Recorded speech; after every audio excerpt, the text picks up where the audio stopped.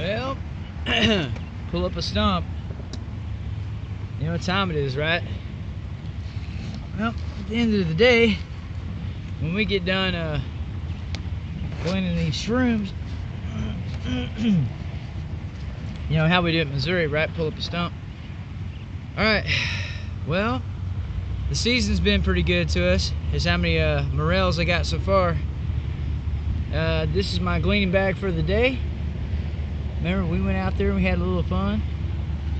And what I want to show you is how you can tell a real one from a fake one. It's pretty obvious. These stand out. These stand out pretty strong. That is a, we call this a blonde or a golden morel, honeycomb. And that's the #1 way you can tell. Look at it. I mean, this stands out. I've never seen shrooms like that. That's pretty obvious. But what we do is, when you get done with them, cut them in half. And I want to show you something that's pretty dominant among this family of fungus. As you can see, they're hollow inside. Okay, put them in here. We dry them out. So we're going to prep these up. Same thing with that one. Morsels of God's garden, right? Morsels of God's garden. Just cut them in half. And don't cut yourself, kids. Just cut them in half. Put them in here. Sometimes, and we're going to go through this. This is what we got for the day. So basically 3 days of hiking around. There's a lot of it. And just kind of go over it, look at it. If it looks damaged or something, maybe something's questionable, cut that off. Okay? So what I do is I cut them in half. Put them in this eco-friendly container that I got. We're going to prep these up real quick. We're going to dry them out. Probably rinse them off one good time. Got some dirt on them. You notice when you go and collect these in the wild, they might have some bite marks on them. They might have, you know, little niblets from other friends of nature. Ants, slugs, snails, deer. That's normally what they're going to look like. So if you don't see that, the other ones are going to be questionable. That's pretty obvious. Like I said, they're pretty distinct. So we're going to put them up here. This one's been eaten on a little bit. I'll probably just use a good spot. Cut that off. Cut off that part. Throw that in the compost pile. See? Perfection. Right? That's what we're going after. So I hope you take note, look at these, examine them a little bit. It's a golden morel, common morel, a blonde. I call them the honeycomb because that's what it looks like. And ow, hope I didn't cut myself. Knife's pretty sharp. Probably start tripping out now. Ooh, got shroom juice in my skin. Just be careful when you prep these. You don't have to do it this way. This is the way I do it. Split them in half. Set them on here. I usually set them on a screen. We draw them out. Because some folks can't eat these because they're not used to it. And some strands of these morels do have a... they say it's a toxin, but I guess euphoria is against the law. So if you feel euphoric after eating some of these, that might be because it's good. But yeah, just go through them, check them out. Best thing to do is make sure when you pick them in the wild, I mean, if they do look damaged or something's wrong with them, just leave them. Just leave them. The deer will eat them. Turtles will get them. Like this one right here, it's pretty small. It's got some damage on it. It's got a questionable spot. Looks kind of Maybe it's got some rust or leaching off something. Something did eat this one, but when you boil it up, that will take care of the problem. When you split them in half too, that airs them out. See, like this one has a little bit of questionable section on it. Chop it off. Oh, maybe I have chopped more off of it. Dang, that one's all the way up top. Okay, so we're gonna chunk that one in the compost pile, and one day we'll have a whole bunch of shrooms. There you go. That's how you do that one. Sowing the seeds of love. Okay, so then you get these smaller ones. Just eyeball them a little bit. There you go. So we got a pretty good amount. I think we did good for you know what we're gonna do with it. We're not selling these. We're gonna share them. We're gonna eat them. I need the protein. All right, so we air them out. That'll get rid of some of the, according to the scientific experts who probably have never ever eaten one of these. And while we're here, we got some, I call these wild onions. We're gonna make some chives. As you can see, I already have some in play. So what we're gonna do, I'm gonna show you real quick. These are wild onions, and you can make chives. Chives are pretty pricey. I carry a pair of scissors on my belt. They're getting kind of dull, so you have to pardon me. But what you do is, especially after a good rain, you know, free water, right? Just do it like this, give them a haircut. And then you dry these out too. Now you got shrooms, and you have chives for soup stock or flavorings or anything else. And these are pretty common. I mean, they're everywhere. I didn't have a problem finding these at all. But at the store, they charge $3 to $5 for a small handful, and I thought that was ridiculous. And you know how we do it. We're not trying to go that route. So what you do is you just take your pair of scissors, if you have one, if you're fortunate enough to find these, make them. Had some bequeathed to you from an elder. Just cut them down to about 1/4 inch, 3/8 of an inch, 1/2 inch. Put a band around the end, and let's do this. So for our little gleaning expedition that we did today, I made about 15 bucks in chives, about $40 in shrooms, because they sell them by the pound, and we did almost get 2 pounds. Not that I weighed them, I just kind of guessed it. I'm like, And so altogether, so far, you can see how the amount that I have.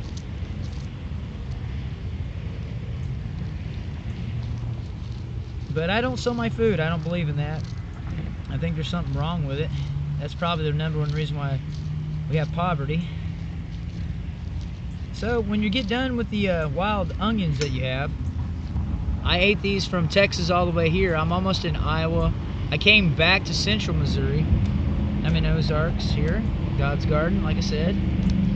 Central Missouri is where I kind of kick it, right at the top of the forested area, below the major wind line, on purpose, because, well, it's windy, especially during the winter. You need some kind of a shelter. You need to block that northeast gale. So you take these, you just cut them down. I recommend finding these in the wild. Make sure you look around and don't get these from a toxic waste dump or anything.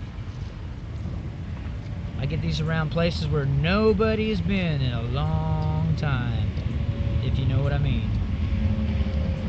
And there's a lot of places around here that still exist that are like that. So, as you can tell, I have a lot. So this is a very prized item, chives. I mean, Wendy's won't even sprinkle a little bit on your baked potato if you're still eating baked potatoes, for all you starving artists out there. I'm just trying to help you out along your journey so you don't have to, you know, if you just take the time and go look around, there's food everywhere. So just cut these down, and you can dry these out if you want to. Okay, there you go. Now look at this amount. See, this is chives. This is just one little handful. It took me not even 5 minutes. I just carried it home. There you go. A handful. Watch this. I went and looked at the store.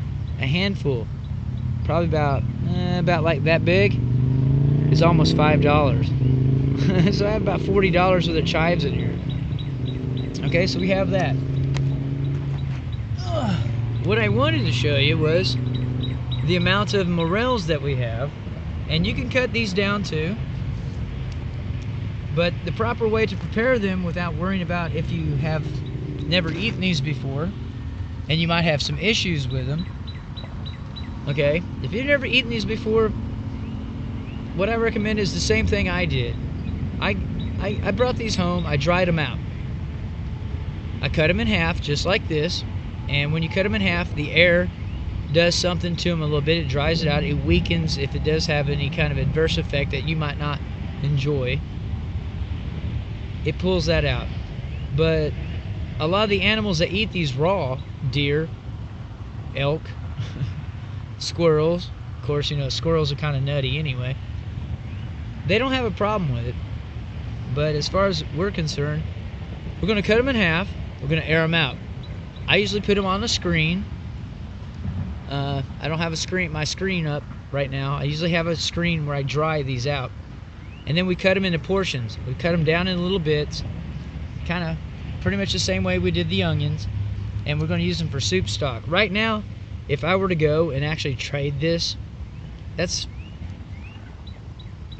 probably about 5 pounds, and they're selling for 40 pounds here. That's $200 in shrooms right there. I'm not selling my food. I'll share it with you. You can come by and hang out with me. I'll cook for you. You know, I got it like that. But I don't believe in selling my food. I think that's a part of the problem. But a lot of folks don't understand the nature of, you know, wildcrafting, gleaning, you know, just going out and doing some foraging. That, like, that's so passe or something. If you didn't get from Walmart, I guess that's the problem. But this is fresh from the forest. I looked it over. You know, if you think it's questionable, look through it. You know, look through it. See, this one's a dried one. Of course, it's got holes in it because, well, they have holes. This is a fresh one. Okay. So I want to show you what it looks like when you cut it in half. When you cut it in half, when you want to identify a proper morel, a blonde, it's going to be hollow like this. And the outside, it looks like something that, you know, it looks like honeycomb. Some people say they look like chicken legs that are battered properly and stuck in the ground. I'm not into that, but I call these blondes. They look like honeycombs, and that's what we call them. We call them honeycomb or blonde morels. The other folks call them a common. What's the other name they use around here? But morsels in God's garden, and that's what it looks like. Okay? That's a proper one, actually. This is actually properly prepared. It's like I said, split in half. That's what it looks like on the inside. And after we get done drying them out, we're going to rinse them off. And then I usually, like I said, I put them on a screen, dry them out. Same thing we do with the chives. And always make sure before you cultivate these or harvest them that it's somewhere that looks, well, natural, untampered with. I'm not saying by man. I'm just saying by anything in general. Even nature itself kind of throws a little curveball in there. But we had a good run, and I think the season's pretty much almost over with it, you know, with us here.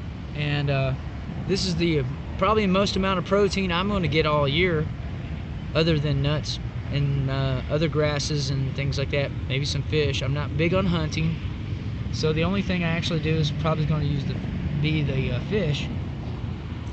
And as we dry these out, they cure longer when they're dry, so we'll probably do that. We'll cut it down, make soup stock out of it or something, or But I think we did rather well for ourselves for just, you know, going down the street, going to some place that's uninhabited. We found some free food, and the season's right. I didn't do like, you know, everybody else on the planet with a big truck and fill up the back of my pickup, but that's pretty much what they look like. You can't mistake them. I mean, if they don't look like that, don't do it, okay? That's pretty much the scenario here. If they don't look like this, that's a fresh one. I just got this today. These are from yesterday and the day before. If they don't look like that, don't do it. But let them dry out. That'll help you out a little bit. And rinse them off. I usually rinse them off before I bring them home. I put them in the dunk bag. Like I said, these bags are netted, so you can wash them in the creek or wash them off. But when you use city water, it makes it taste different. So I try to use something natural, keep the taste in the line. But city water makes it taste funky. I don't know what that is, but it does that. So I hope you guys learned something. We had some fun. And if you have any questions, you know, leave a comment. If you want to be my buddy and subscribe. Hey, if you want to do some other little adventures with me, you know, email me, glennwmsmith@gmail.com. But as far as I'm concerned, hey, we had a good run. And I'm Glenn Monroe, the Roman Gnome. And these are morsels in the moss. Gleaning God's garden. Wildcrafting, fishing, finagling, foraging.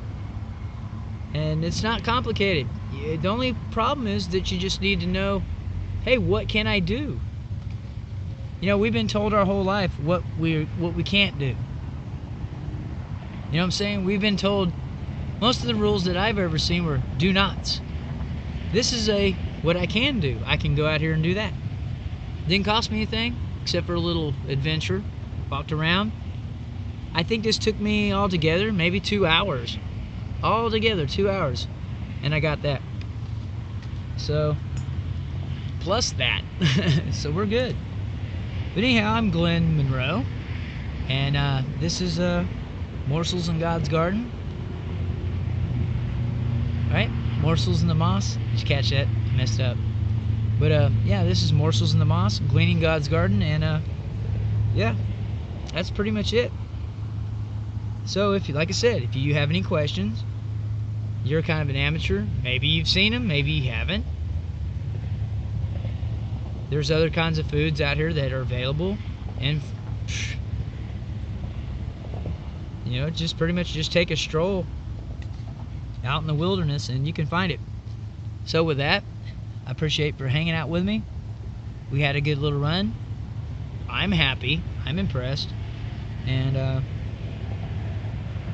like I said, use the forest, but respect, you know what I'm saying, respect the environment. You know, take what you need to eat. I only took, you know, every day when I went looking, I only filled up one of these. That was it. And then eventually I end up one of these. So just think about that. Don't go out there and try to, you know, get buckets full. Just get your gleaning bag. And if you get in trouble, you know, I mean, they'll overlook a sensible amount, I'm sure. And just tell them you're gleaning. Just tell them you're foraging. Don't tell them you're hunting. Don't tell them you're trying to do this for commercial purposes. And you'll be just fine. Just get enough for you to eat and live off for a day or two, and that's it. So with that, I hope you learned something. I had fun. It was kind of tiring, a lot of walking, but there you go. That's our take for Morel season, Morsels in God's Garden 2015, Central Missouri, the Ozarks, and I look forward to hanging out with y'all next year. Maybe, like I said, contact me. We can have some adventures together. Thanks for kicking it with the gnome, and use the forest.